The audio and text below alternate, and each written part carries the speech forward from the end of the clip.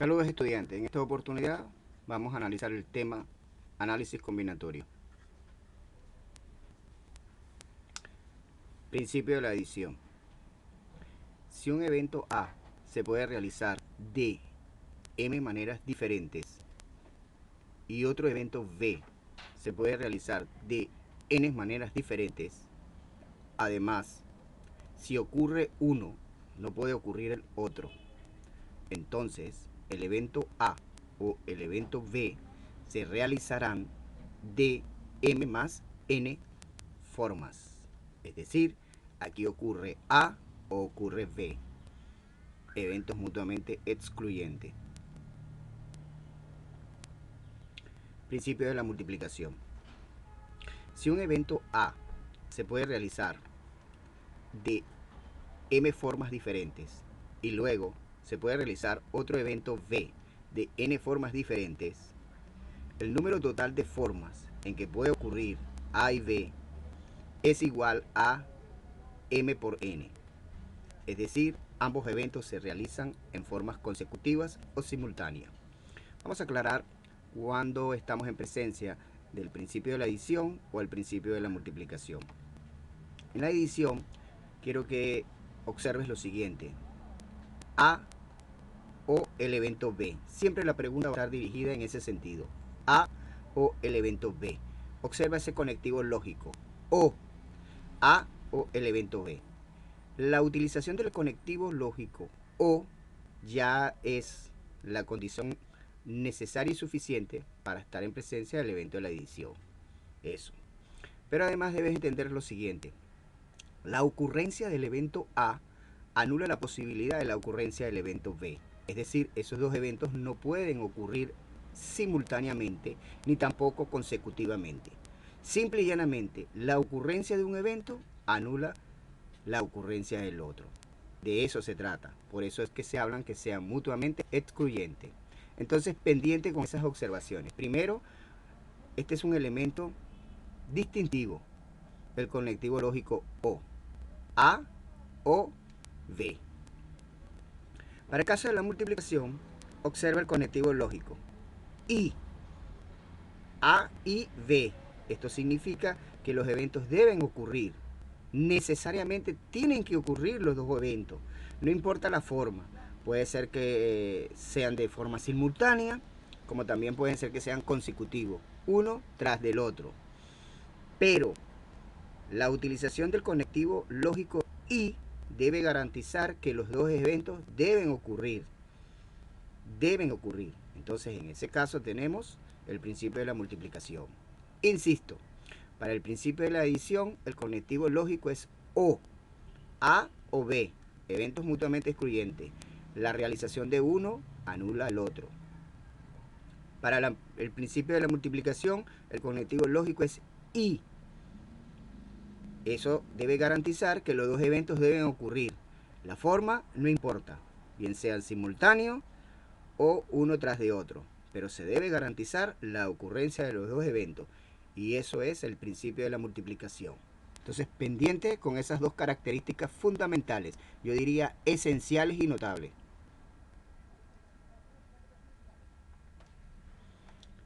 Permutación.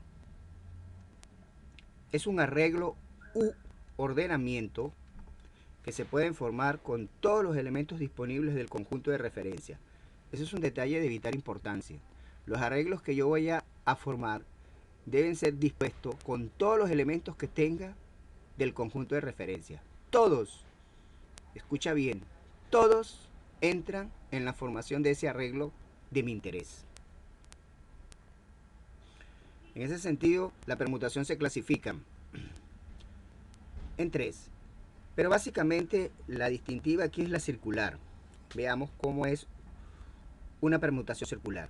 Imagínate que tenemos cuatro colores. Aquí lo tenemos, fíjate. Celeste, verde, rojo, negro. Ajá. Entonces, en ese circular, si en el caso del negro, pues, vamos a ver el caso. Fíjate, vamos a dar el giro con el sentido contrario a la aguja del reloj, hacia acá. Fíjate cómo está aquí, pues, el giro en sentido contrario. Bien, pero observa bien el negro. En el negro, la parte izquierda del negro tiene el azul y la parte derecha el rojo. Si hacemos un giro, fíjate, se sigue cumpliendo la idea. La parte derecha del negro sigue manteniendo el rojo. La parte izquierda sigue el azul. Fíjate, si estoy haciendo el giro, se sigue manteniendo, ¿ves? La parte derecha el rojo, la izquierda el azul. Entonces, de esta forma no se hacen las permutaciones, de esta forma no se hacen los ordenamientos. ¿Qué se hace? Bueno, básicamente lo que hacemos es lo siguiente: fijamos el negro y permutamos o disponemos la colocación de los otros restantes. De allí la forma intuitiva de donde aparece la fórmula de la permutación circular. Fíjate, si yo tengo la permutación circular de n elementos, eso significa n elementos, en este caso serían 4. Entonces, la forma de calcularlo sería de esta, pues, n-1 factorial. Si tengo 4 elementos, como es el ejemplo siguiente, entonces sería 3 factorial, porque tengo 4 elementos. 4 menos 1, 3 factorial. No te olvides eso. Si la disposición de los elementos, todos, y aquí estamos en juego de todos, entonces los tomo en consideración, eso es una permutación. En este caso, necesariamente tengo que fijar uno y permutar los demás. Eso es lo que está indicando esta fórmula. Y esto es un caso muy particular cuando tenemos una permutación circular.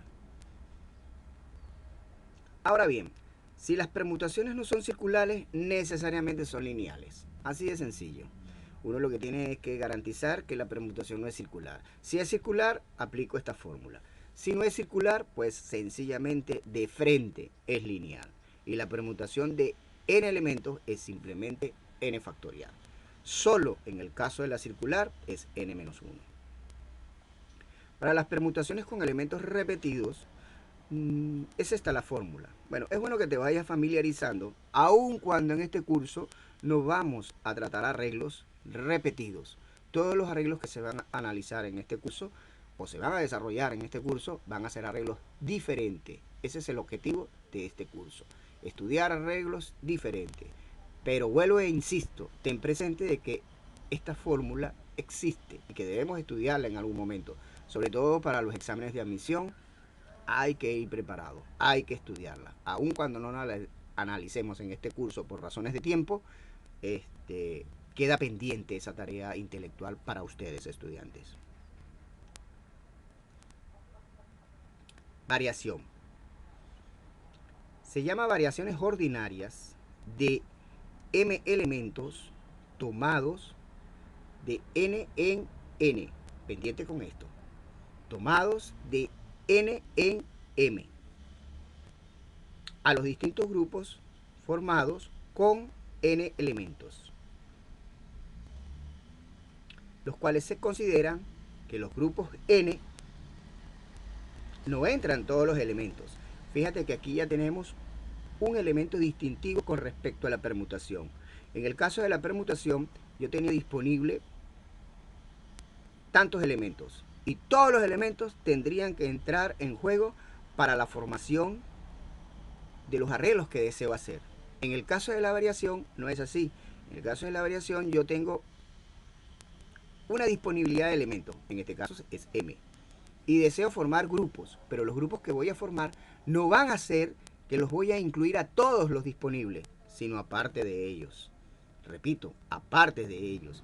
En ese sentido, esta observación se hace vital. No entran todos los elementos. Ahí empieza un rasgo distintivo con respecto a la permutación. En la permutación debo considerar todos los elementos. En la variación, no.